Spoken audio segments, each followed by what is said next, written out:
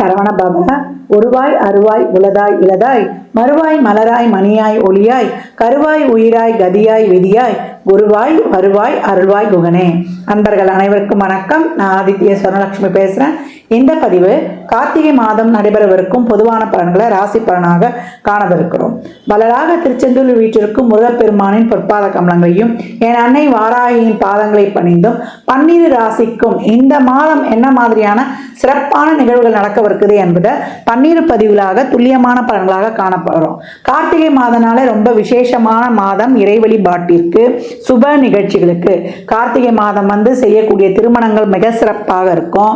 வீடு கட்டி கிரக பிரவேசம் பண்ணலாம். இல்லை வீடு கட்டணும்னு நினைக்கிறவங்க இந்த மாதம் வரக்கூடிய கார்த்திகை 8 வாஸ்து நாளாக வரும். அன்றைய தினம் வாஸ்து பூஜை செய்வது, இல்லை வாஸ்து பகவான் நினைச்சு ஒரு பொறி, அவள் கடலை, வெல்லம், வெத்தலைப்பாக்கு பழம் வச்சு தேங்காய் உடைச்சி வழிபட்டு எங்களுக்கு ஒரு நல்ல வீடு அமையணும்னு வேண்டிக்கிட்டாலே அதற்குரிய பிராப்தத்தை அவர் கொடுத்துருவாரு. இந்த கார்த்திகை மாதத்தில் என்ன கோஷம் நம்ம காதில் கேட்கும்? நமக்கு ஐயப்ப சுவாமியுடைய கோஷம் தான் நம்மளுக்கு கேட்கும். அதனால ஐயப்ப மலைக்கு மாலை போடுபவர்கள் தாராளமாக போட்டு அந்த வழிபாட்டை மேற்கொள்ளலாம். ஏன்னா நம்மளுடைய ஐயப்ப வழிபாடு நம்முடைய சனீஸ்வரனுடைய பகவானுடைய தாக்கத்தை குறைத்து நமக்கு நன்மையை ஏற்படும். 7 சனி போகுது, அதில் 3 பிரிவு போகுது. விரய சனி, ஜென்ம சனி, பாத சனி, கண்டக சனி, அஷ்டம சனி, அர்த்தாஷ்டம சனி, எந்த சனீஸ்வர பகவானுடைய காலங்கள்லையும் இல்லை சனி தோஷம் இருக்குது, சனி சிறப்பாக இல்லை, சனீஸ்வர பகவான் எனக்கு சிறப்பாக செயல்படும் அப்படின்னாலும் நம்ம ஐயப்பனை வழிபடும் பொழுது ரொம்ப அருமையான பலன்களை பெற்றுக்கொள்ளலாம். அதை தாண்டி இந்த மாதம் திருக்கார்த்திகை தீபம், அண்ணாமலையானுக்கு அரோகரா, அது மாதிரி அந்த அண்ணாமலையானுடைய திருக்கார்த்திகை தீப வழிபாடை எப்படி எல்லாருமே நம்ம திருவண்ணாமலைக்கு போயிட முடியுமா? போக முடியாது. நம்ம போக முடியாதவங்க எப்படி எளிமையாக வழிபட்டு கொள்ளலாம் என்பதை பதிவின் இறுதியில் சொல்லியிருக்கேன். அதனால் பதிவினை முழுமையாக கேளுங்க. நீங்கள் கேட்பதோடு மட்டுமல்லாமல் உங்கள் உற்றார் உறவினருக்கும் பகிருங்க. இந்த மாதம் காணப்படக்கூடிய கிரகநிலைகளை பார்த்துடலாம். இந்த மாதம் காணப்படக்கூடிய கிரகநிலைகள் பார்த்தீங்கன்னா, நமக்கு ரிஷபத்தில் குரு பகவான், கடகத்தில் செவ்வாய் நீச நிலையில், கன்னியில் கேது பகவான், விருச்சகத்தில் சூரியன் புதன், நமக்கு சுக்கிரன் தனுசில். இந்த மாதத்தில் நமக்கு 17ஆம் தேதி அவர் மகரத்துக்கு பயிற்சி ஆகிறார். சனீஸ்வர பகவான் கும்பத்தில் ஆட்சி நிலையில் நேர்கதியில் சென்று கொண்டிருக்கிறார். ராகு பகவான் மீனத்தில். இந்த மாதம் 21ஆம் தேதி செவ்வாய் வக்ர நிலை அடைகிறார். இந்த கார்த்திகை 11ஆம் தேதி புதன் வக்ர நிலை அடைகிறார். சந்திரன் இந்த மாதம் நமக்கு ரிஷபத்தில் உதயமாகிறார். இந்த கோள்களின் கோச்சார நிலையால் 12 ராசிகளும் சந்திக்கவிருக்கும் சாதக பாதக பலன்களை நம்ம அறிந்து கொள்ள போகிறோம். அதனால நண்பர்கள் இதில் சொல்லியிருக்கின்ற எளிமையான வழிபாட்டு முறைகளை பின்பற்றி தங்களுடைய வாழ்வை வளமாக்கிக் கொள்ளுங்கள். கன்னி ராசி, கன்னி லக்னத்துக்கான கார்த்திகை மாதத்துக்குரிய பலன்களை சிறப்பாக காணவிருக்கிறோம். கன்னி ராசி காலச்சக்கரத்தின் 6ஆம் இடம். இந்த 6ஆம் இடம் ரொம்ப சிறப்பான இடம்னு சொல்லலாம். என்னம்மா ருணரோக சத்துருஸ்தானம் தானே அப்படின்றத மட்டும் பார்க்காதீங்க. உபஜயஸ்தானம். என்னால் முடியும், ஒரு காரியத்தை சிறப்பாக செயலாற்ற முடியும் அப்படின்னு சொல்லக்கூடியது இந்த 6ஆம் இடம் தான். உங்களுடைய ராசி அதிபதி இந்த மாதம் 3 என்ற முயற்சி ஸ்தானம், தன்னம்பிக்கை, தைரியம் என்ற இடத்தில் பயணிக்கிறார். கூடவே யாருன்னா 12ஆம் அதிபதியான சூரியனும் ஆத்மகாரகன், அவரும் பயணிக்கிறார். அப்போ எப்படி இருக்கா? இன்னும் ஒரு மனதைரியமும் உத்வேகமும் உங்களுக்கு கூடவே இருக்கும் அப்படின்னு சொல்லலாம். இந்த காரியத்தை நான் முடித்தே தீருவேன், எந்த ஒரு இக்கட்டான சூழலாக இருந்தாலும் அப்படி நீங்கள் ஊக்கமாக உறுதியாக உள்ள உறுதியும் கொள்கையும் கொண்டு உழைக்கும் பொழுது இந்த மாதம் ரெட்டிப்பு மடங்கு பலன்கள் கிடைக்கும். உங்கள் உழைப்பு, உங்களுடைய செயல்பாடு எப்படி இருக்கோ உங்கள் திறமைக்கு ஏற்ற மாதிரி பன்மடங்கு லாபத்தை பெறக்கூடிய காலகட்டம் அப்படின்னு சொல்லலாம். ஏன்னா இந்த மாதம் லாபாதிபதி நம்மளுக்கு 9 என்ற அதிர்ஷ்டஸ்தானத்தில் பயணிப்பார். இந்த காலகட்டம் தடைகளை நீங்கி அனைத்து விதமான சுப காரியங்கள், நன்மைகள் நடைபெறும். கன்னிராசியை பொறுத்த வரைக்கும் சுக்கிரன் தான் உங்களுக்கு நன்மை செய்யக்கூடியவர். 2, 9 கூடியவர். அவர் பார்த்தீங்கன்னா இந்த மாதம் உங்களுக்கு 4, 5 என்ற அதிர்ஷ்டஸ்தானங்களையும் நோக்கி பயணிக்கிறார். அப்போ இந்த காலகட்டம் உங்களுக்கு நல்ல ஒரு தொழிலில் நல்ல மேன்மை, தொழிலில் ஒரு பதவி உயர்வு, ஊதிய உயர்வுடன் கூடிய உத்தியோக உயர்வு, பணியிடை மாற்றம், பணி மாற்றம், அதனால் வந்து ஊர் மாற்றம், இடம் மாற்றம், வீடு மாற்றம், எல்லா மாற்றங்களுக்கான அருமையான நேரம் அப்படின்னு வந்து சொல்லலாம். ரொம்ப மனதுக்கு நிறைவாகவே இருக்கும் இந்த மாற்றங்கள்லாம். நிறைய வந்து ஒரு உத்வேகத்தோடு ஒழிப்பீங்க. ஒரு குழப்பம், ஒரு பயம், ஒரு அச்சம், ஒரு தெளிவில்லாத நிலையெல்லாம் இந்த காலகட்டம் நீங்கும். நம்மளாலேயும் வந்து செயல்பட முடியும் அப்படிங்கிற ஒரு தன்னம்பிக்கை, தைரியத்தை 6ல் இருக்கக்கூடிய சனி அட்டகாசமாக கொடுக்க போகிறார் அப்படின்னு வந்து சொல்லலாம். பணி உயர்வு காரணமாக, வேலை பலுவின் காரணமாக நேரத்துக்கு சாப்பிட தூங்க மட்டும்தான் முடியாது. மற்றபடி வெற்றி இலக்கை நோக்கி வேகமாக நடைபோடுவீங்க. சூழலை உணர்ந்து சிறப்பாக வந்து உங்களை நீங்களே வந்து சேரப் அப்படின்னு தட்டி கொடுத்து நம்ம செல்லணும், இவ்வளோ நாள் முடங்கிருந்தது போதும் அப்படின்னு உத்வேகமாக உழைக்கக்கூடிய காலகட்டம். நல்லா வடிவமைச்சிருக்கீங்க. உங்களுடைய வாழ்க்கையினுடைய ஒரு பாதையை வந்து சிறப்பாக திட்டமிட்டு அதை நோக்கி பயணிப்பீங்க அப்படின்லாம். குடும்பத்தில் சுப பேச்சுவார்த்தைகள், சுப நிகழ்ச்சிகள் இதெல்லாம் நடைபெறும். அதே போல் வாக்காளர் தொழில் செய்பவர்கள், கம்யூனிகேஷன், அதே போல் டெக்னிக்கல் ஃபீல்டு, ஐடி ஃபீல்டில் இருக்கிறவங்களுக்கு நல்ல ஒரு மாற்றங்கள், பயணம் உண்டு, பயணத்தால் லாபம் உண்டு, தொழில் சார்ந்த பயணம் உண்டு அப்படின்னு வந்து சொல்லலாம். திருமண பேச்சுவார்த்தைகள் பேசி முடிக்கப்படும். டும் சத்தம் இப்பொழுது விரைவாக கொட்டப்படும் சொல்லலாம். குவா குவா சத்தமும் இந்த காலகட்டம் கேட்கப்படும். இப்பொழுது பிறக்கக்கூடிய குழந்தை உங்களுக்கு அதிர்ஷ்டத்தை அள்ளித்தரும் குழந்தையாக இருக்குன்னு சொல்லலாம். நீண்ட நாட்களாக வந்து புத்திர பாக்கிய பிரச்சனை இருக்கிறது. இந்த மீனம் கன்னிக்கெல்லாம் எழுதப்படாத விதி, புத்திரம் சார்ந்த ஒரு பிரச்சனை இருக்கும், இல்லை புத்திரம் சார்ந்த ஒரு தொந்தரவு, ஒரு பிரச்சனை இருந்து கொண்டே இருக்கும் அப்படின்னு வந்து சொல்லலாம். அதெல்லாம் வந்து இந்த காலகட்டம் தீர்க்கப்படும். அவங்களாம் சார்ந்த விஷயங்கள்லாம் இப்போ நல்லா அருமையாகவே நடந்தேறும் அப்படின்னு வந்து சொல்லலாம். லோன் கிடைக்கும். லோனால் உங்களுடைய தேவைகள் எல்லாம் பூர்த்தி செய்துவீங்க. வழக்கெல்லாம் வெற்றி பெறும். தந்தை வழி சொத்துக்கள் கிடைக்கப்பெறும். தந்தையால் ஆதாயம், தந்தையால் வந்து ஒரு தந்தை வழி தொழில் செய்து அதிலெல்லாம் ஒரு முன்னேற்றம், பெற்றோர்களால் ஒரு ஆதாயம், இதெல்லாம் ரொம்ப சிறப்பாக இருக்கும். அவங்க உடல் ஆரோக்கியத்தில் ஏதாவது ஒரு குறைபாடுகள்லாம் இருந்தால் இந்த காலகட்டம் அதற்கெல்லாம் ஒரு நல்ல மருத்துவம் கிடைச்சி உங்களுக்கு அதற்கான ஒரு பெனிஃபிட்ஸ் கிடைப்பது, இதெல்லாமே ரொம்ப அருமையாகவே இருக்கும் அப்படின்னு வந்து சொல்லலாம். கன்னியை பொறுத்த வரைக்கும் இந்த காலகட்டம் ஒரு வண்டி வாகன சேர்க்கை, ஒரு நில சேர்க்கை இதெல்லாம் இருக்கும். இப்போ வாங்குறதெல்லாம் ஒரு பிராண்டடு, நான் நினச்ச ஏரியாலேயே ஒரு இடம் வாங்கணும்னு சொல்கிறது எல்லாமே இருக்கும். என்ன ஒரு எழுதப்படாத விதின்னு கேட்டால் வேலை பலு இருக்கும். மேலதிகாரி, உடன் பணிபுரிவர்கள் எல்லாருக்கிட்டையும் அப்படியே கொஞ்சம் நாசூக்காக அப்படியே நெளிவு சுழிவாக கடந்து வந்துடுங்க. தைரியமாக இருங்க, எதற்கும் பயப்படாதீங்க. என்ன சொல்றது, 5 முகம் தோன்றின் 6 முகம் வெற்றிகரமாக தோன்றும். 5 முகத்துக்கு உரியவர் யார்? நம்ம சிவபெருமான். 6 முகம் யார்? நம்மளுடைய முருகப்பெருமான். அந்த சிவனுடைய 5 முகங்கள்ல ஒரு முகமான அதோ முகத்திலிருந்து தோன்றியவன் தான் நம்முடைய முருகப்பெருமான். அப்ப நெருப்பு தத்துவத்தை கொண்டவங்க தான் இந்த இருவரும். இந்த நெருப்பு தத்துவமான நீங்கள் சிவபெருமானையும் முருகனையும் நீங்கள் வழிபட வழிபட வழிபட உங்களுக்கு அபரிமிதமான பலன்களை இந்த மாதம் வந்து நீங்கள் வந்து பெற்றுக்கொள்வீங்க அப்படின்னு வந்து சொல்லலாம். லாபம் உங்கள் வீட்டுக்கதவை தட்டும், அதிர்ஷ்டம் உங்கள் வாயிலில் வந்து நிற்கும் அப்படின்னு வந்து இந்த காலகட்டம். ஒரு சிலருக்குலாம் வந்து தசாபுதி சிறப்பில்லாத மட்டில் கொஞ்சம் உடல் ஆரோக்கியத்தில் வந்து கொஞ்சம் கவனம் எடுத்துக்கொள்ளுங்க.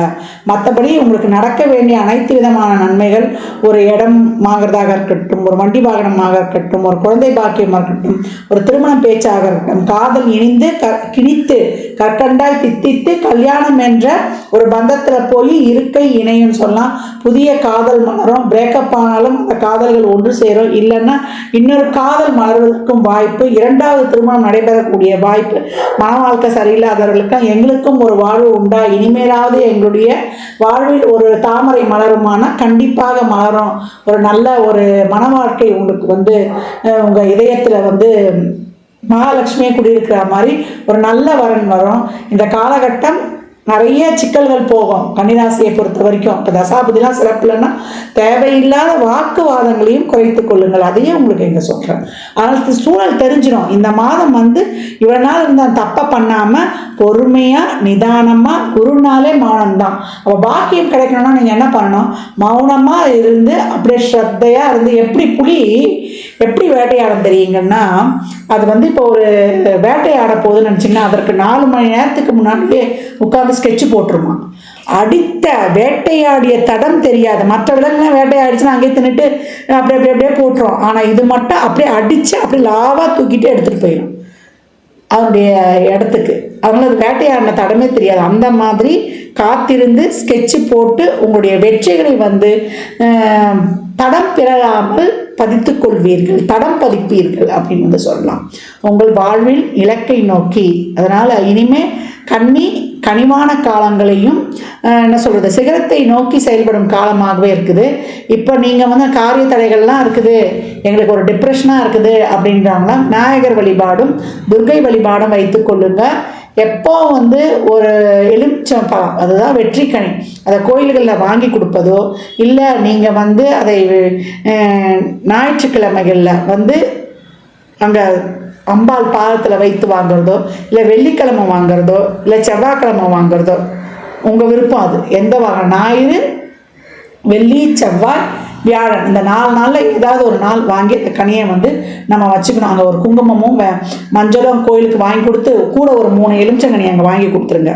நீங்கள் உங்களுக்கு தனியாக ஒரு கனியை கொடுத்து வாங்கி வச்சு இந்த கனி காய்ஞ்சோன்னா இன்னொரு கனியை வந்து காய்ந்து வைத்துக்கணும். இது உங்கள் கூட இருக்கும்பொழுது உங்களுக்கு நிறைய தன்னம்பிக்கை, தைரியம், பாசிட்டிவ் எனர்ஜியை கொடுத்துரும். கன்னி இனிமேல் வெற்றி பாதையில் வீறுநடை போட்டு அழகாக நடந்து செல்லும் அப்படின்னு வந்து சொல்லலாம்.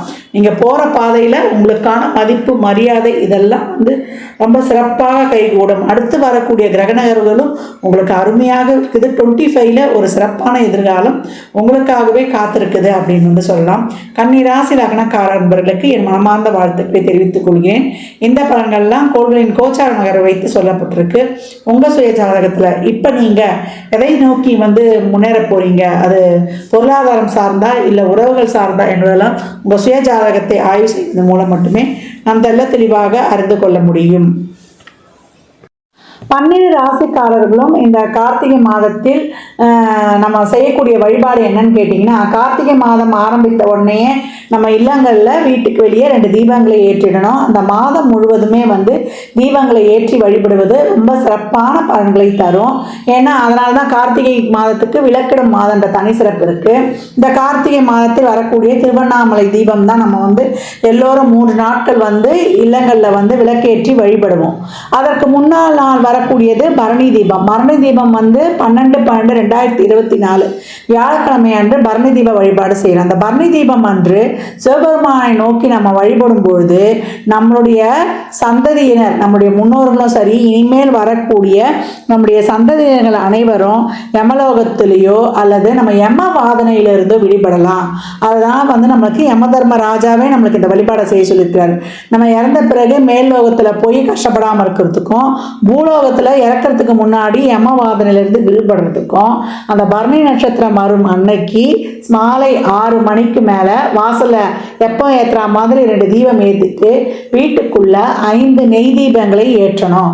இந்த 5 நெய் தீபங்களை ஏற்றி சிவபெருமானுக்கு வழிபடும் பொழுது நம்ம அவருடைய சிவபுராணம் சொல்கிறது, இல்லை வந்து நம்ம சிவனுக்கு பிடித்த மந்திரங்களை சொல்கிறது, ஓம் நமச்சிவாயா சொல்கிறது, அவருக்குரிய எளிமையான பாடல்களை வந்து படிக்கும் பொழுது அவரை வந்து வெத்தலைப்பாக்கு, பழம், ஒரு பால் காய்ச்சி வச்சு நம்ம வழிபடும் பொழுது நம்மளுக்கு சிவபெருமான் வந்து நம்மளுக்கு அளவில்லாத ஆட்கள் ஆட்சித்து தராரு.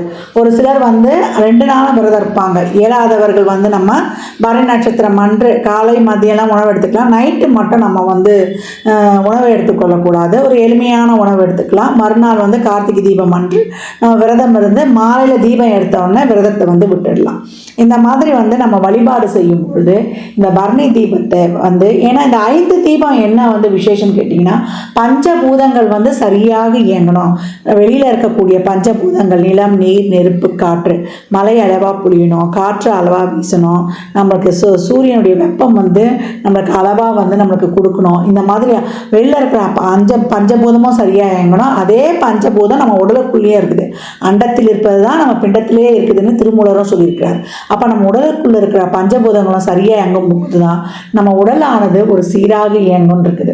அதனால் இந்த பரணி தீபம் அன்று அனைவரும் வந்து சிவபெருமானை வணங்கும் போது நம்முடைய முன்னோர்கள் இது வரைக்கும் மேல்லோகம் செல்லனாலும் அவங்களும் வந்து செல்லுவாங்க. இல்லை இருக்கிற காலத்தில் எல்லாரும் வந்து கடைசி காலத்தில் ரொம்ப கஷ்டப்படுறாங்க, ஒரு உடம்பு சுகம் இல்லாமல் அப்படின்றவங்க அவங்களும் அதிலிருந்து வந்து விடுதலை பெறுவதற்கு இது ரொம்ப சிறப்பாக இருக்கும்.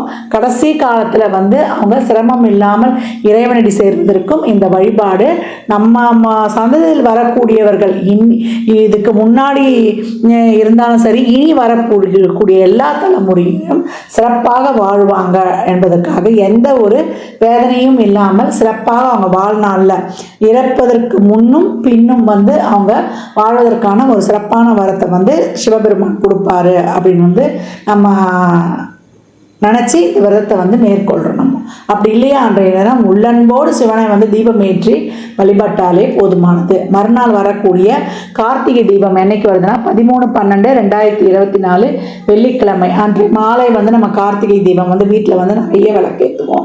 6 மணிக்கு மேலே எல்லாரும் வந்து திருவண்ணாமலையில் போய் நம்ம கிரிவலம் செய்ய முடியாது. இயலாதவர்கள் என்ன பண்ணலான்னா 9 தீபத்தை ஏற்றி 9 நெய் தீபங்களாக ஏற்றலாம், இல்லை நல்லெண்ணெய் தீபமாகவும் ஏற்றலாம்.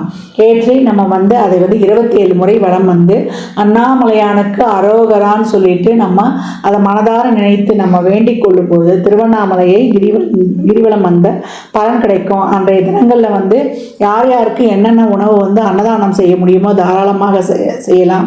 கார்த்திகை என்றதுனால, திருக்கார்த்திகை என்றதுனால முருகனுக்கு சரவண பவான்னு சொல்லிட்டு ஷட்கோண தீபமும் ஏற்றி வழிபடலாம். யார் யாருக்கு என்னென்ன முடியுதோ பூஜை அறையில் ஷட்கோண தீபம் ஏற்றலாம். அந்த மாதிரி இந்த வழிபாடுகளை செய்து இந்த திருக்கார்த்திகை மாதத்தில் உங்களுக்கு அனைத்து விதமான பலன்களையும் பெற்றுக்கொள்ளுங்க. இந்த திருக்கார்த்திகை மாதம் வரக்கூடிய ஒவ்வொரு செவ்வாயும் முருகனுடைய வழிபாடு செய்வதும் ஷட்கோண தீபம் ஏற்றுவதும், அதே போல சோமவார வழிபாடு ரொம்ப சிறப்பானது. அதை வந்து நீங்க செய்யும் பொழுது உங்க வாழ்க்கையில் நவகிரக தோஷங்கள் அனைத்தும் நீங்கி உங்க நவகிரகங்களே உங்களுக்கு நண்பன் ஆயிடுவாங்க முருகனையும் சிவனையும் வழிபடும் பொழுது. ஏன்னா சிவனுடைய அதோ முகத்திலிருந்து வந்தவர் தான் நம்முடைய முருகப்பெருமான். 5 முகம் தோன்றி 6 முகம் தோன்றும், வெற்றிக்குரிய 6 முகம் தோன்றும் ஒரு தாற்பயமே இருக்கு. அதனால அன்பர்கள் இந்த மாதம் உங்களால் இயன்ற வகையில் எளிமையாக வழிபடுங்க. கோயில்களுக்கு ஆலயங்களுக்கு தீபங்கள் வாங்கி கொடுங்க. நிறைய இந்த நம்ம வெளியூரில் அதை புனரமைக்கப்படாத இந்த சிவாலயங்கள்லாம் இருக்கும், அதற்கு போய் உழவார பணி பண்ணுங்க. அங்கே தீபம் ஏற்ற எண்ணெய் வாங்கி கொடுங்க. இதெல்லாம் உங்கள் வாழ்க்கையில் வந்து அந்த கோயில் ஒளிர்வது போல உங்கள் வாழ்க்கையும் வந்து பிரகாசமாக ஒளிவிட்டு ஒளிமயமான எதிர்காலம் உங்களுக்கும் நிச்சயம் உண்டு என்றால் அது மிக கிடையாது. ஜாதகம் பார்க்க விரும்பும் அன்பர்கள் இந்த எண்ணுக்கு ஒரு மெசேஜ் செய்யுங்க. தங்களுக்கான விவரங்கள் அளிக்கப்படும். அப்பாயின்மெண்ட் பெற்றுக்கொள்ளலாம். ஜாதகம் சிறந்த முறையில் கணித்து பார்த்து தரப்படும். வாஸ்து பார்த்து தரப்படும். வாஸ்துப்படி வீடு கட்ட பிளான்கள் போட்டு தரப்படும். எண்ணியல் பார்த்து தரப்படும். எண்ணியல் படி பிறந்த குழந்தைகளுக்கு பெயர் வைத்து கொள்ளலாம். தொழிற்சாலைகளுக்கும் பெயர் வைத்து உங்கள் வாழ்வை வளமாக்கிக் கொள்ளலாம். சுபமுகூர்த்த நாட்கள் குறித்து தரப்படும். அவரவர் சேவைக்குண்டான கட்டணத்தை செலுத்தி சிறப்பான சேவைகளை பற்றி வாழ்வை வளமாக்கிக் கொள்ளலாம்.